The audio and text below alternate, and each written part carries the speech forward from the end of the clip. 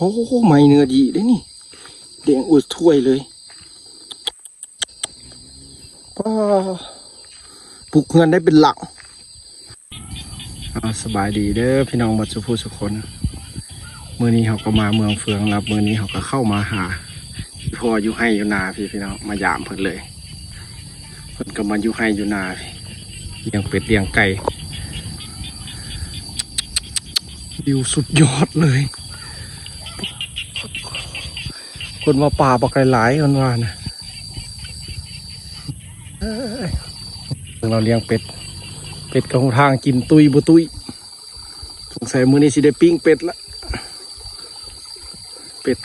3 รุ่นเลยไอ้รุ่นกลาง10 ปลายโตรุ่นต้มอยู่พุ่นรุ่นต้มอยู่พุ่น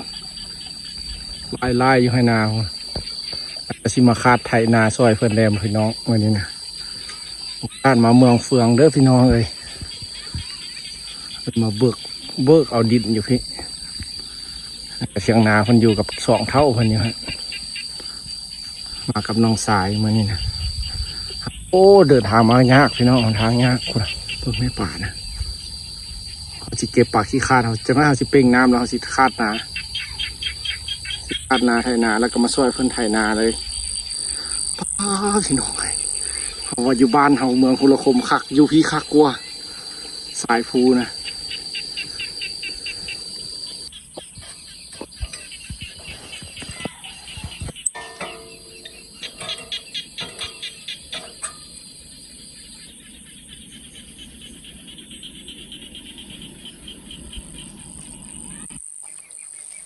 ข้างนี้มันลงข้างเดียวสิ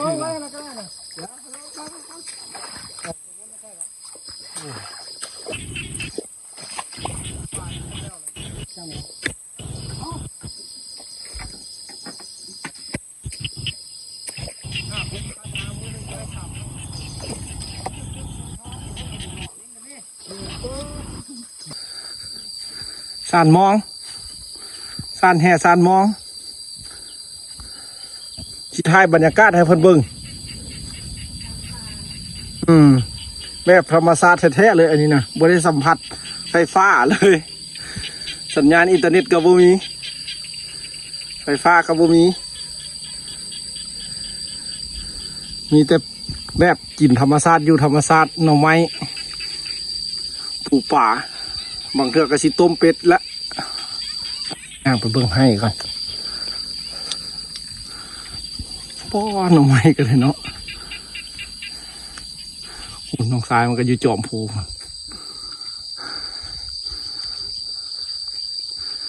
โย่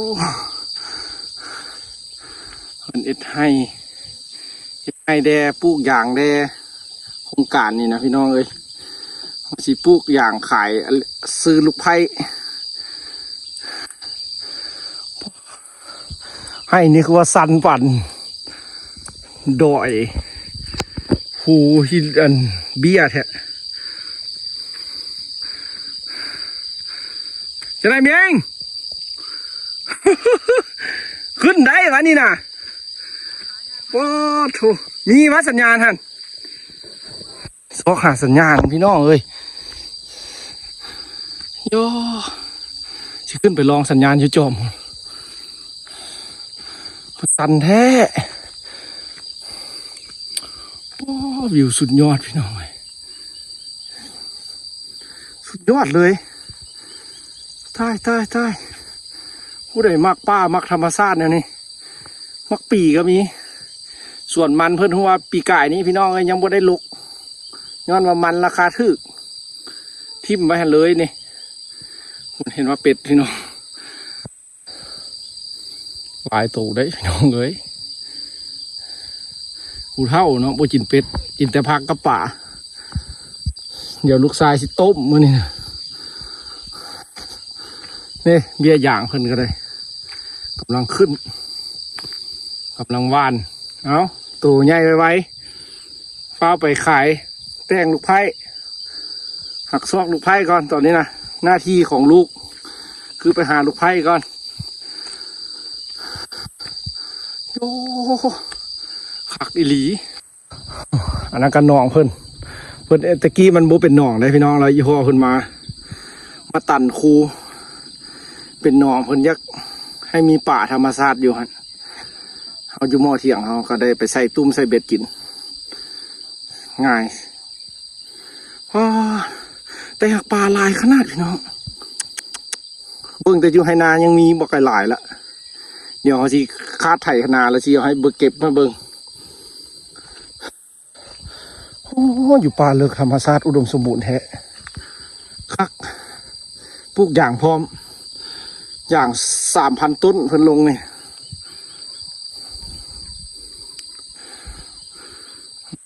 นาซ้ำนี่แหละพี่น้องเบิ่งสินำให้ก็เด้อ1 2 3 4 6 7 8ให้9ให้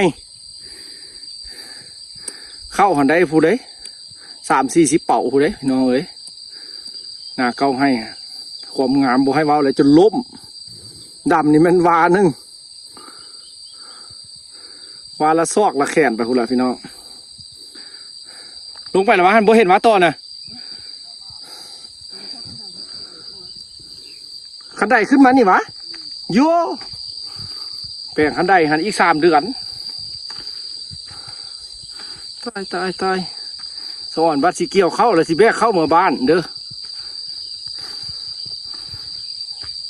จากเด้หมิงแม่ต้อนะหมิงโอ้ยมันเอาเยื่อให้มันวะนี่มาแล้วแม่แม่ต้อแนมไว้ได้มันสิไปแล้วมันกัดเยื่ออยู่นี่แม่ต้อพี่น้องไว้เด้ไว้เด้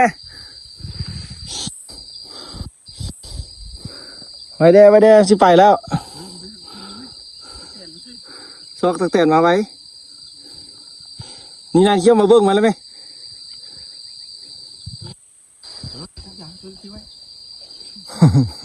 จือไว้โอ้ยสิไปแล้วมิงสิบินแล้วมิงเดี๋ยวมิงบินแล้วมิงเนี่ย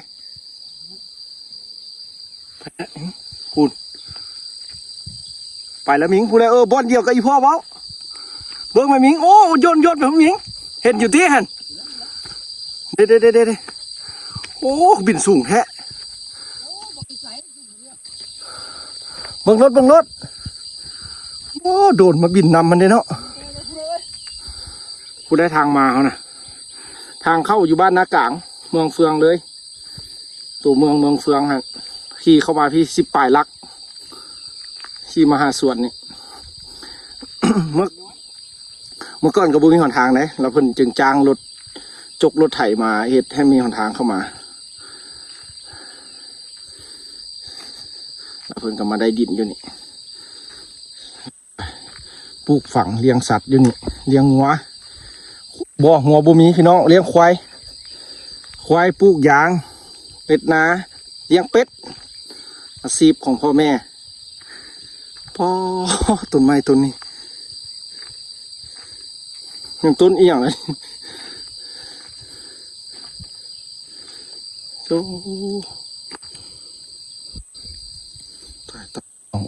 ต้นเห็ดต้นว่าพูดอ่ะเป็นต้นเอียง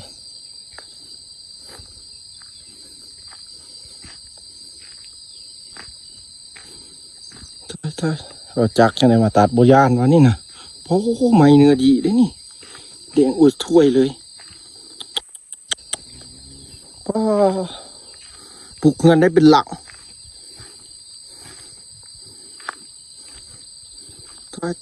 ตายไม่เอียงนี่นะ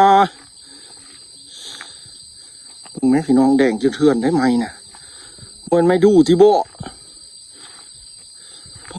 ไม่อย่างนี้พี่น้องต้นแท้ต้นว่า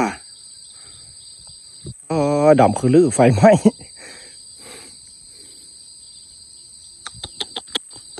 มันจะอุ้มแล้วนี่พี่น้องเอ้ย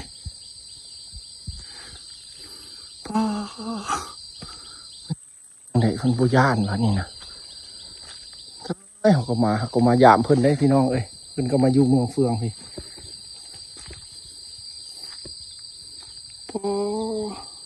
หน้าละแมบฝ่าย ต้นอย่างต้นแท้ต้นว่ามึงสิไปถามเพิ่นก็ทำไมอีหยังเดี๋ยวไปเอ็ดเนี่ยเพราะเห็ดเหือนได้เป็นหลังพี่น้องเลย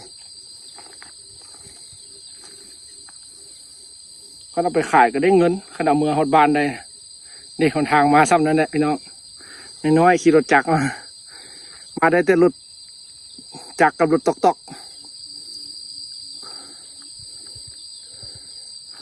นี่พี่น้องโอ้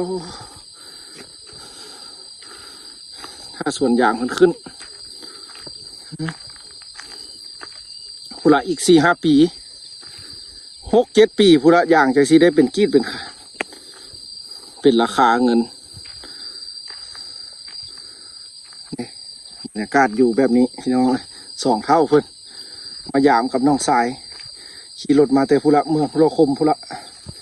มาหาเพิ่นต่างมาลิ้นน้ำเพิ่นเลยแล้วก็ซอยเวียกเพิ่นเลยไปลงมาซอกกินข้าวแล้วก็สิคาดไถนาให้เพิ่นเพราะว่าเพิ่นเอ็ดบ่ได้พี่น้องเลยคาดไถนะมีแต่แห้งนุ่มนี่ละสิเอ็ดให้เพิ่นจึงจ้างคนมาลกกาดำเป็นว่ามือเดียวเขาแล้ว7-9ให้เนาะดำซะดำห่างๆอีกขอแต่ลกกาได้แล้วกันแล้วแหละกาตาเดียวน้อยๆเห็นดิออกจอกน้อยๆสอนแต่ตัวเป็ดทันละพี่น้องความตุ้ยความผีบ่ได้เกลือหัวห่านอย่างเลยธรรมศาสตร์